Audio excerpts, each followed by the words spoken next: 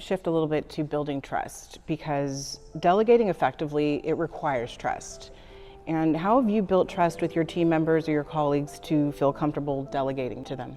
Trust, but verify, right? I told this story, the pivotal moment for me, for my company, or why I started my company. I was hired to start a home health agency in Colorado during the pandemic, and I had this get stuff done mentality. And my husband said, hey, let's go to Dollywood. You've been working your butt off for about 16 months straight. And before that, I trained someone for 3 weeks to do scheduling. And I get to Dollywood, she's calling me nonstop. She's texting me nonstop. She's not respecting my boundaries. She's not respecting the fact that I'm taking the first vacation I have had in 16 months. And then all of a sudden, the second day, she goes to lunch, and this young lady never comes back.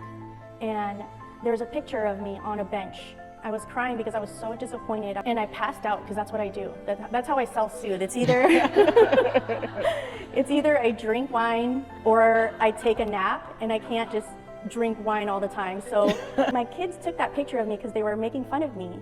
But I realized at that moment, I was like, delegation sucks. I'm never doing this again. But I realized it's because I didn't do it right. I didn't verify. I trusted this person way too much, and I didn't verify. So how do you verify? You have to be a part of the delegation process. Build SOPs with your executive assistant, with your virtual recruiter, with your scheduler. Look at what the SOPs that they've created and fine tune that together. So there has to be so much investment into that person. And again, verifying, if there's truly 12 steps to recruiting a caregiver, then let's make sure those 12 steps are exactly what I would do. Having this knowledge transfer from your brain onto paper, so that way they're aligned with what your expectations are. Being clear and concise about your expectations is so important. And then having them just almost repeat it back to you, repeat it back to you. And that can take 2 weeks, 4 weeks, sometimes 6 weeks. But that initial investment of training your person, the ROI is so incredible every single day that they're independent.